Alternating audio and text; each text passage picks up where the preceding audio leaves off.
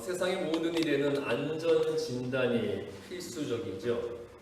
지금까지 있었던 많은 대형 사건들 한번 생각해 보세요. 오래전에 삼풍백화점이 붕괴되고 성수대교가 무너지고 또 몇 년 전에 세월호가 침몰한 사건도 있었죠.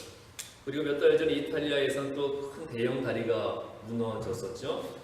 이렇게 대형 사건이 터진 후에야 안전 진단을 한다고 난리 법석을 떠잖아요. 그게 다 한국 속담처럼 소 잃고 외양간 고치는 행위가 되는 거죠. 자동차 하나를 잘 만들기 위해서도 안전 진단을 철저히 해야 됩니다. 비행기를 만들고 배를 만들고 또 집이나 건물을 세우더라도 안전 진단을 철저히 하고 만들어야 되는 거죠. 또 만든다고 다 끝나는 건가요? 만든 후에도 수시로 정비를 하고 안전 진단을 받아야 되잖아요. 그래서 그것을 위한 강제적인 법조항까지도 있는 거죠.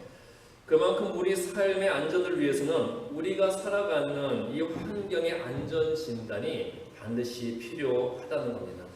사고 없이 안전하고 편안한 삶을 위해서는 끊임없이 철저히 안전 진단을 수시로 해야 된다는 거예요.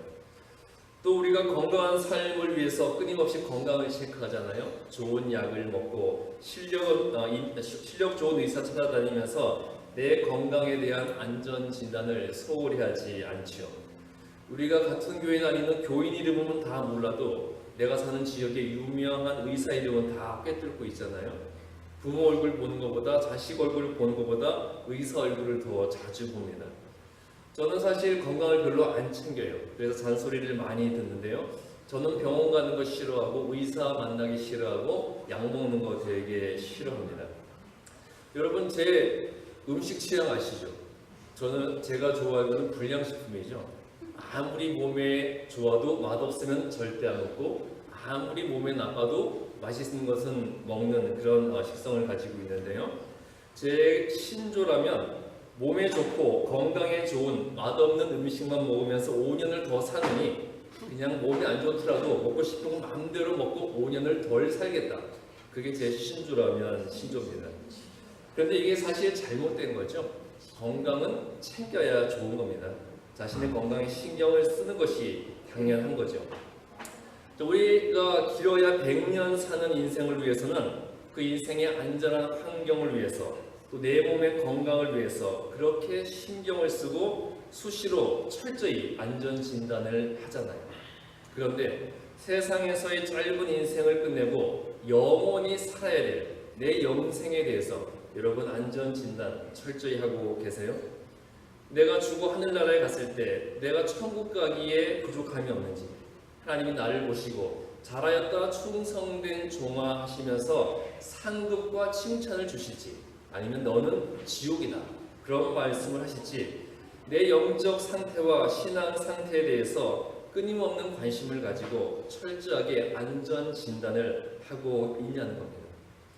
하나님의 심판의 특징은 영원하다는 거죠. 세상 법정처럼 지옥 몇 년, 집행유예 그런 거 없습니다. 하나님의 심판은 영원해요. 그래서 하나님의 심판은 두려운 심판이라고 그러잖아요. 이렇게 하나님의 심판은 영원해서 두려운 심판이라고 하는데 문제는 뭐냐? 그 두려운 심판을 우리가 두려워하지를 않는다는 겁니다. 주변에 보면 어떤 환상이나 계시를 통해서 천국이나 지옥을 다녀왔다는 분들이 있죠. 어떤 분이 환상을 통해서 지옥에 다녀왔다고 합니다. 지옥에 가봤더니 우리가 일반적으로 알고 있는 지옥의 모습이랑은 많이 틀리더라는 거예요. 각 나라 사람들이 가는 지옥이 다 따로 있더래요. 한국 사람 가는 지옥, 미국 사람 가는 지옥, 독일 사람 가는 지옥 다 따로 있더라는 거죠. 그런데 한국 사람이 가는 지옥에 보수공사를 한다는 팻말이 있고요. 사람들이 길게 줄을 서 있더래요. 그래서 지옥에서 무슨 보수공사를 하나 하고 담당자에게 물어봤더니 한국 사람들은 그 찜질방이랑 사우나로 단련이 돼 있어가지고 지옥불에 들어가서도 아이고 시원하다, 좋다. 그러니까 지옥을 두려워하지를 않는다는 거예요. 그러니까 지옥을 두려워하지 않으니까 이게 지옥이냐는 거죠. 그래서 보수공사를 하고 있다는 겁니다. 이게 정말 문제인 거죠. 우리가 심판과 지옥을 두려워하지를 않는다는 겁니다. 자, 우리가 한 달 후에 내 건강 상태에 대해서 또 한 달 후에 내 집안 살림과 재정 상태에 대해서 몇 년 후에 내 자녀의 진학 문제에 대해서 또 몇 달 뒤에 내 사업의 이윤과 방향에 대해서는 우리가 밤새워 고민하고 몇 날 며칠 애쓰잖아요. 일어나서 잠들 때까지 그 생각을 합니다. 자, 그런데 내가 반드시 겪게 되는 죽음의 문제에 대해서는 우리가 너무 소홀히 여긴다는 거예요. 우리가 죽음 반드시 겪게 돼 있는 문제잖아요. 자, 죽으면 인생이 끝입니까? 끝이 아닙니까? 죽는다고 끝나는 인생이 아니라는 거예요. 죽음이 끝이라면 우리가 예수 믿을 필요가 없는 거죠. 그냥 내 마음대로 편하게 살다가 죽으면 그만입니다. 그런데 우리는 죽음이 끝이 아니라는 걸 아니까 예수님을 믿으면서도 죽음 이후에 내 삶에 대한 안전진단을 소홀히 한다면 그것이 바로 내 신앙이 올바른 신앙이 아니고 내가 예수를 제대로 믿지 않고 있다는 그런 증거가 된다는 거예요. 그렇기 때문에 우리는 신앙의 안전진단을 철저히 수시로 끊임없이 해야 된다는 겁니다. 내 자신의 안전진단, 내 가정과 교회의 안전진단을 통해서 나와 내 가정과 내 교회가 하나님이 함께 하시는 안전한 곳이 되어야 된다는 거죠. 그래서 사탄의 유혹에 침투할 수 없는 곳으로 만들어야 된다는 겁니다. 자, 그렇다면 우리가 우리의 신앙의 안전진단을 한번 해보도록 하죠. 자, 먼저 내 자신의 신앙은 안전하세요? 자, 여러분 자신의 신앙이 안전하십니까? 내 신앙이 무너졌다는 가장 큰 증거가 뭘까요? 내 믿음이 무너졌다는 증거는 나로부터 감사가 사라지는 것. 그게 우리의 신앙이 무너졌다는 증거입니다. 내 입술과 삶에서 감사가 사라졌을 때 내 신앙이 무너졌구나 그렇게 판단하면 정확하다는 거예요. 자, 감사를 모르는 사람은 항상 불평과 불만의 조건을 찾습니다. 모든 것들을 부정적으로 생각하고 부정적인 말들이 입에서 튀어나오죠. 또 모든 상황을 부정적으로 해석하고 부정적으로 적용을 합니다. 자, 예를 들어서 감사하는 사람은 비가 올 때 어떻게 말을 해요? 감사하는 사람은 비가 오면 어떻게 말을 합니까? 하나님이 비를 주셔서 곡식이 잘 자라겠구나, 공기가 깨끗해지겠구나 이렇게 감사를 하겠지만 감사가 없는 부정적인 사람은 비가 올 때 어떻게 말을 하겠어요? 땅이 질겠구나, 오늘 옷이 젖겠구나 그렇게 불평을 하는 거죠. 감사하는 사람은 포도나 수박 같은 씨 많은 과일을 먹을 때도 맛이 좋고 비타민이 많은 과일을 먹는구나 그렇게 생각을 하겠지만 부정적인 사람은 포도나 수박 같은 것을 먹을 때 뭐라고 생각하겠어요? 이 포도와 수박은 씨가 많아서 틀렸어. 그렇게 생각을 할 겁니다. 그러니까 사물을 보는 시각이 다르고 판단하는 기준이 틀리다는 거예요. 감사하는 사람은 꽃을 보더라도 백합을 보면 백합이 참 아름답구나 그러겠지만 부정적인 사람은 백합을 볼 때 뭐라고 그랬어요? 저 꽃가루가 묻으면 지워지질 않아서 백합은 틀렸어. 그렇게 이야기를 한다는 겁니다. 이렇게 매사를 부정적으로 본다는 것이 내 믿음이 흔들리고 있다는 증거라는 거예요. 또 내 믿음이 무너진 또 하나의 확실한 증거가 있습니다. 그 증거가 뭐냐면 내가 바빠서 말씀 읽을 시간이 없고 바빠서 기도할 시간이 없고 바빠서 찬송할 시간이 없고 바빠서 예배드릴 시간이 없다고 하는 것. 이게 또 하나의 내 신앙이 무너진 증거라는 거예요. 그런데 우리는 이것을 알아야 됩니다. 말씀을 읽을 수도 없을 정도로 바쁠 때가 바로 내게 말씀이 필요한 때라는 거예요. 예배를 드릴 수도 없을 정도로 바쁜 상황이 내게 예배가 필요한 상황이라는 거죠. 기도를 할 수 없을 만큼 내가 바쁘고 힘들 때가 바로 내게 기도가 가장 필요할 때라는 겁니다. 말씀을 묵상할 시간이 없을 정도로 바쁠 때가 바로 내가 깊이 있는 말씀 묵상을 해야 할 때가 된다는 거죠. 종교개혁가 마틴 루터가 종교개혁으로 정신없이 바쁠 때 정말 잠 한숨 잘 자지 못할 정도로 바빴다는 거예요. 그때 마틴 루터가 말하기를 나는 지금 기도할 시간도 없이 너무 바쁘다. 그래서 나는 더 기도한다. 그렇게 말을 했다고 합니다. 찬송할 수도 없고 기도할 수도 없고 예배 드릴 수도 없고 말씀 볼 시간도 없을 만큼 내가 바쁘고 힘들 때가 오히려 내가 하나님을 더 전적으로 의지하면서 하나님이 나의 주인임을 고백할 때가 된다는 거예요. 하나님은 그러한 우리의 마음을 받아주신다는 거죠. 기도할 수도 없고 찬송할 수도 없고 예배 드릴 수도 없고 말씀 볼 수도 없을 정도로 바쁘고 힘든 상황에서도 내가 더 기도하고 더 말씀 보고 더 찬송하고 더 예배를 열심히 드릴 때 하나님은 우리의 그러한 마음을 진정한 예배의 마음으로 받아주신다는 거죠. 다음에는 우리가 가정과 교회의 안전 진단을 한번 해보도록 하겠습니다. 옛날부터 집안이 잘 되려면 세 가지 소리가 집 밖으로 흘러나와야 된다고 해요. 집 밖으로 흘러나와야 될 세 가지 소리가 뭘까요? 첫 번째는 글 읽는 소리, 그러니까 공부하는 소리죠. 두 번째는 절구통을 찢는 소리나 가드미 방망이 소리. 그러니까 이건 무슨 소리겠어요? 부지런히 각자 일을 성실하게 하는 소리죠. 그리고 세 번째는 웃음소리, 함께 즐거움을 나누는 소리입니다. 이 세 가지가 집안을 잘 되게 하는 것이라고 하는데요. 하나님을 믿는 자의 집에서도 이 세 가지 소리가 끊어지지 않아야 되겠죠. 그런데 한 가지가 더해져야 됩니다. 그 한 가지가 무슨 소리겠어요? 기도하고 찬송하는 소리라는 거죠. 이 네 가지 소리입니다. 글 읽는 소리, 공부하는 소리, 부지런히 각자의 일을 하는 소리, 함께 즐거움을 나누는 소리, 찬송과 기도 소리가 떠나지 않는 집은 영원 대대로 행복하고 형통할 것이라는 것. 교회가 잘 되기 위해서 밖으로 흘러나와야 하는 소리도 똑같아요. 첫째로 글 읽는 소리, 성경 읽는 소리가 나와야죠. 두 번째로는 부지런히 봉사하면서 일하는 소리가 나와야 되고, 세 번째로는 함께 웃는 소리가 나와야 되고, 네 번째로는 기도와 찬송 소리가 교회에서 끊임없이 흘러나와야 된다는 겁니다. 자, 그렇다면 내 가정과 우리 교회의 안전진단을 한번 해보도록 하죠. 자, 내 가정과 내 교회에서 그리고 성경 읽는 소리가 끊임없이 나오고 있습니까? 아니면 그런 소리 대신에 온갖 세상적 이야기만 화제가 되어서 나오고 있어요. 또 내 가정과 교회에서 부지런히 일하고 봉사하는 소리가 나오고 있어요. 아니면 여기가 집인지 여관인지도 모를 정도로 집에서는 잠만 자고 눈만 뜨면 집을 나가기 바쁘고, 또 교회에서도 예배만 끝나면 예수님께 바로 작별을 구하고 교회를 떠나기 바빠서 전혀 일하는 소리가 없는 그러한 고요한 집과 교회가 되고 있습니까? 또 우리 교회에서 웃음소리가 끊임없이 나오고 있어요. 또 우리 가정에서 웃음소리가 끊임없이 나오고 있습니까? 아니면 그런 소리 대신에 죽이네, 살리네, 나 잘나네, 너 못나네, 그런 싸우는 소리만 나오고 있습니까?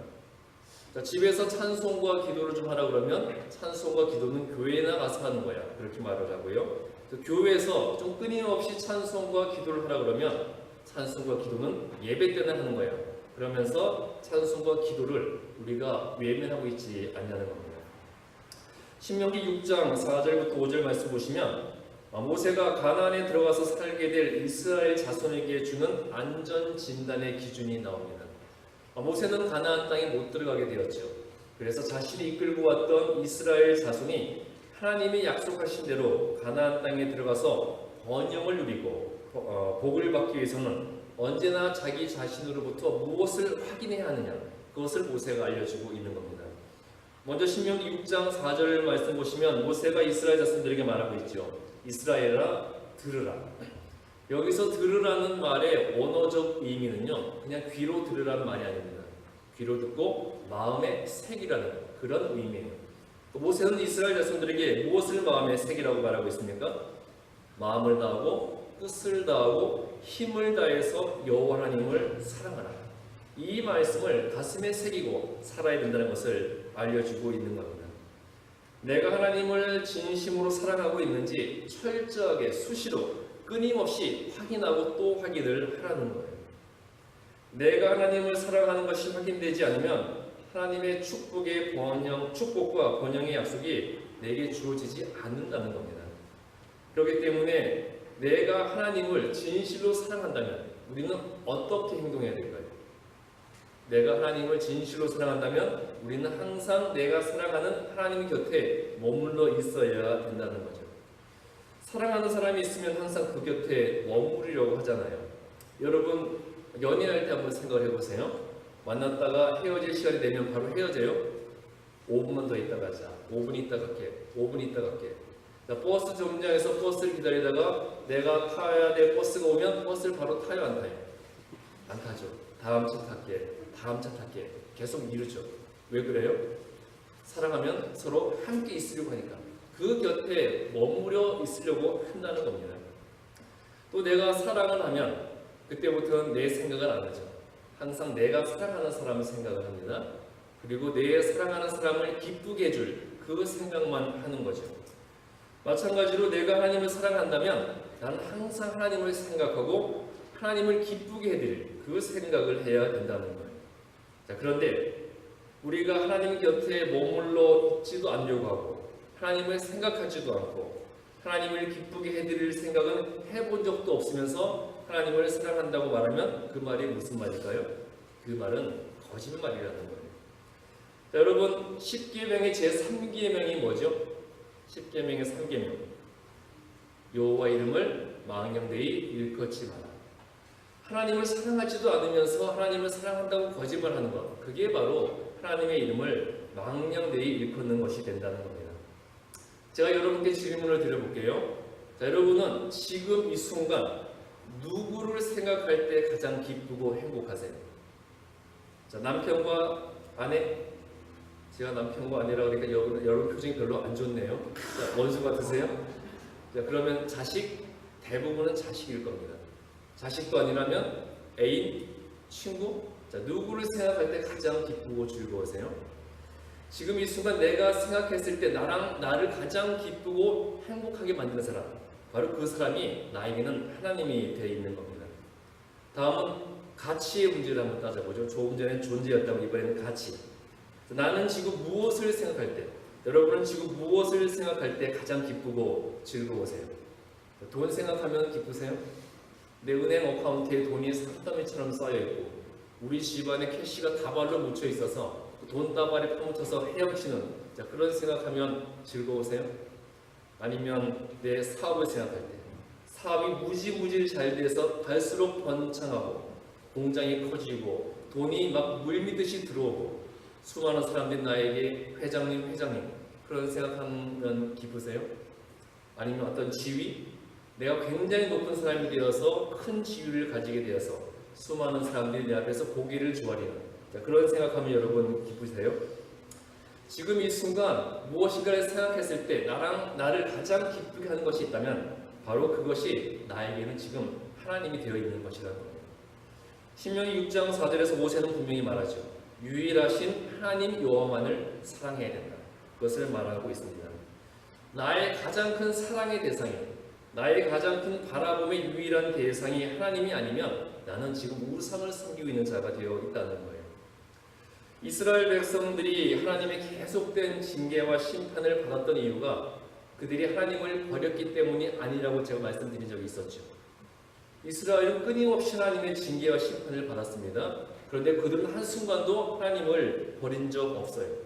그들은 계속해서 하나님을 섬겼고요, 계속해서 여호와의 성전에서 하나님께 제사를 드렸습니다. 그런데 문제는 하나님을 믿으면서도 자기들에게 복을 줄 수 있을 것 같은 세상의 다른 신을 섬겼고요, 또 돈이나 권력이나 명예나 육체적 쾌락 같은 세속적 가치를 하나님보다 더 소중하게 여겼다는 거예요. 하나님은 그러한 이스라엘의 모습을 우상 숭배라고 말씀을 하셨습니다. 여러분, 자기 자신에게 진지하게 한번 질문을 던져보세요. 나는 정말로 여호와 하나님을 가장 사랑하고 있는가? 한번 생각해 보시기 바랍니다. 요즘 한국이나 미국에서나 교회에서 왜 갈등과 싸움이 끊어지지 않을까요? 교회가 제일 시끄러운 곳이잖아요. 왜 교회에서 싸움과 갈등이 끊어지지 않을까요? 답은 간단합니다. 하나님을 가장 사랑하지 않기 때문이라는 거예요. 하나님보다 돈을 더 사랑하니까 교회 재산권을 놓고 교인들끼리 싸우고 또 목사와 교인들 간의 싸움이 벌어지는 거잖아요.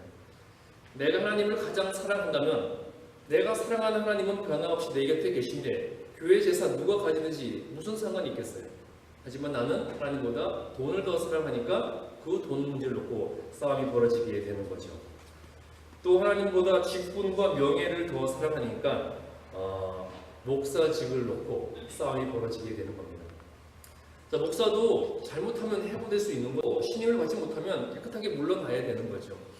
하지만 하나님을 가장 사랑한다면 내가 설사 목사직에서 쫓겨나더라도 하나님은 변함없이 내 곁에 계신데 내가 목사직을 유지하건 말건 그게 무엇이 중요하냐는 거예요.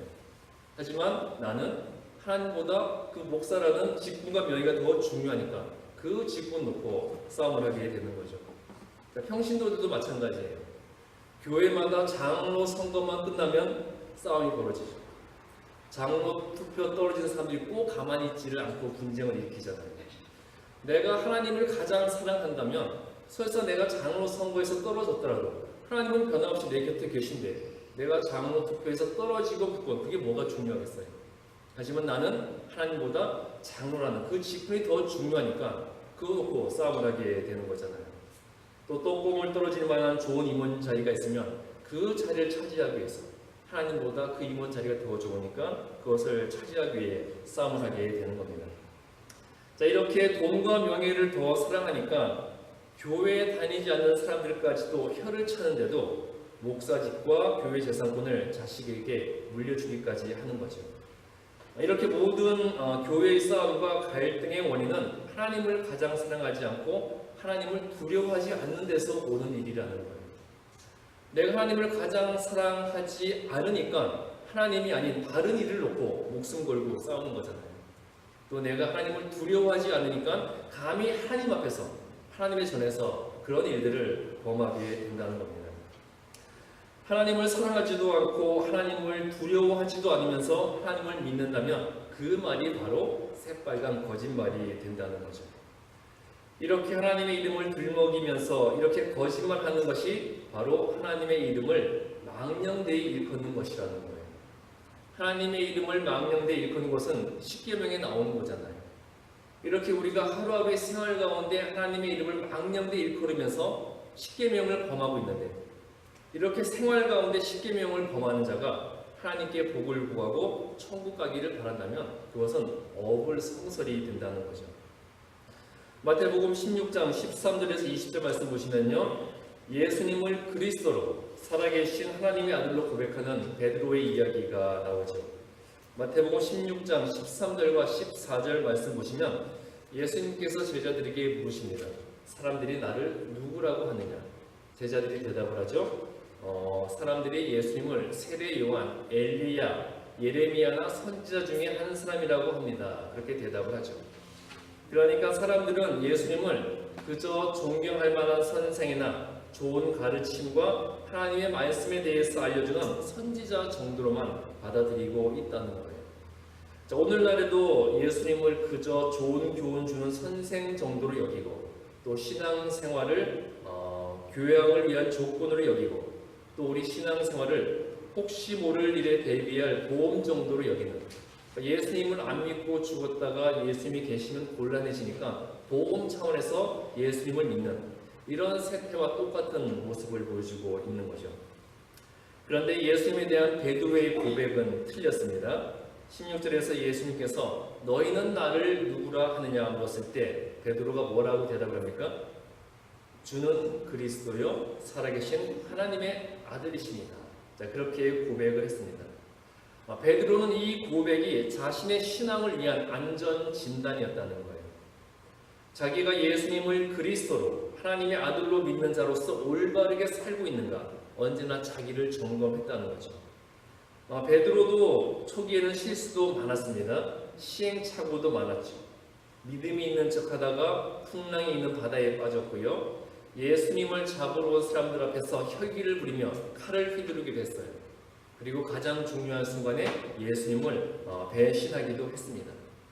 그럼에도 불구하고 베드로는 끊임없이 예수님에 대한 자신의 믿음을 진단하면서 예수님을 따랐고요. 자, 그 결과 예수님을 살아계신 하나님의 아들 그리스도로 확실하게 믿게 되었고 예수님을 가장 사랑하는 자가 되었다는 거죠. 여러분, 베드로의 직업이 뭐였죠? 어부였죠. 뱃사람들의 성격이 어때요? 사람 좋아하고 친구 좋아하죠. 그러니까 베드로는 전형적인 뱃사람으로서 사람 좋아하고 친구 좋아하는 사람이었습니다. 결혼해서 장모가 있었으니까 당연히 아내가 있었겠고 자식들도 있었겠죠.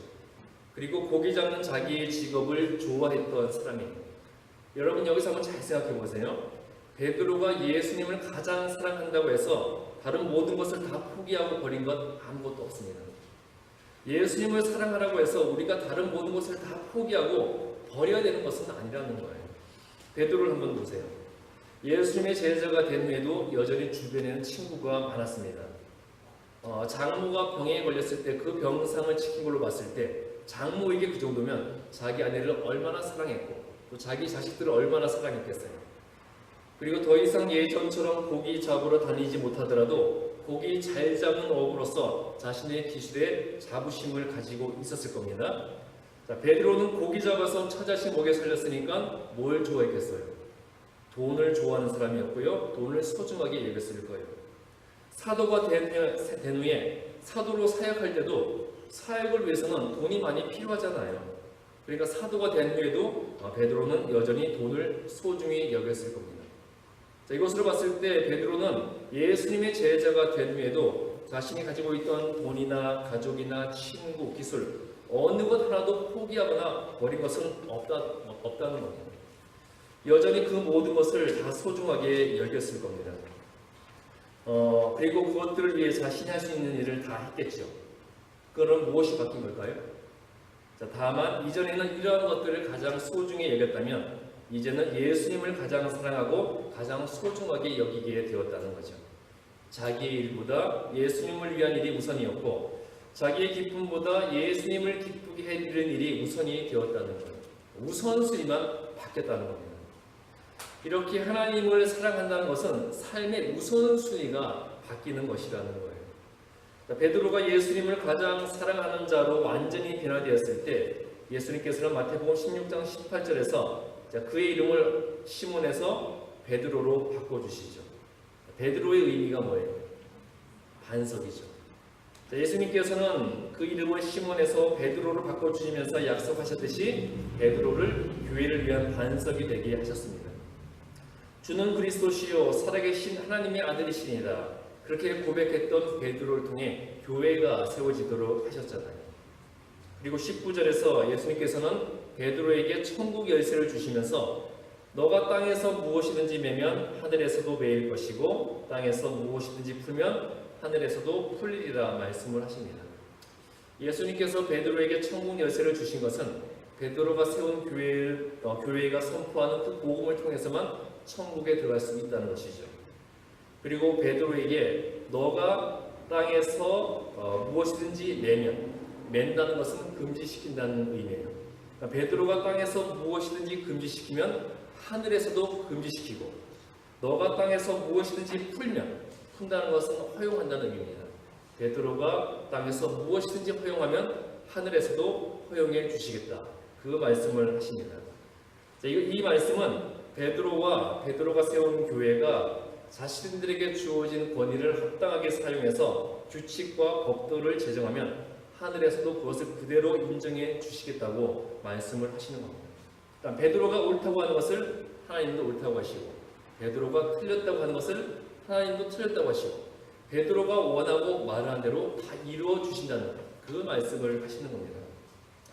이렇게 하나님을 가장 사랑하는 자가 말하고 행하는 것을 하나님이 옳다고 인정하시고 그가 하고자 하는 대로 다 이루어 주신다는 거예요. 이것이 얼마나 큰 축복이에요.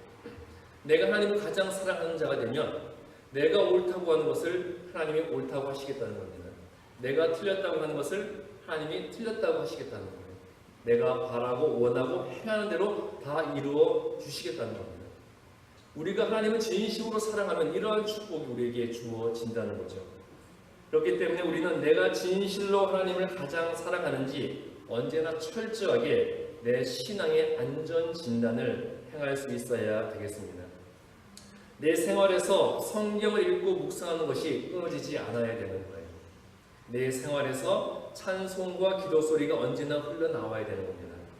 내 생활에서 하나님을 위해 봉사하는 소리가 이어져야 되는 것이고요. 내 생활에서 하나님으로 인해서 가족과 교우들과 화목하게 지내고 행복하게 웃는 소리가 항상 들려져야 된다는 겁니다. 그 가운데서 그 무엇보다 하나님을 기쁘게 해드리는 일과 하나님의 이름을 높이는 일이 내가 하는 모든 일 중에 가장 소중한 일이 되어야 되는 것이고 모든 일 중에 최우선 순위가 되어 있어야 한다는 거죠. 하나님께서는 이처럼 하나님을 가장 사랑하는 사람의 앞길에 복을 주셔서 번성케 하시고 그가 바라고 원하고 행하는 대로 다 이루어 주신다는 겁니다. 자, 여러분들 하나님을 진실로 가장 사랑하는 자가 되기 위해서 내 신앙의 안전 진단을 항상 끊임없이 하시기 바랍니다. 여러분의 삶에서 찬송이 끊어지지 않고, 여러분의 생활 가운데 기도 소리가 끊어지지 않고, 말씀이 끊어지지 않고, 예배가 끊어지지 않고, 또 예수님을 항상 생각하는 가운데 내가 사랑하는 하나님을 위한 일을 가장 최우선 순위로 여기게 될 때, 하나님은 그렇게 하나님을 가장 사랑하는 여러분들이 원하고 뜻한 대로 다 이루어 주실 것입니다. 하나님을 가장 사랑하는 자가 되셔서요, 여러분이 옳다고 하는 것을 하나님이 옳다고 인정하시고, 여러분이 틀렸다고 하는 것을 하나님이 틀렸다고 인정해 주시고, 여러분이 바라고 원하는 대로 하나님이 다 이루어 주시는 그러한 축복을 누리시는 하나님의 사람들이 되시기를 주님의 이름으로 축복합니다. 기도하겠습니다.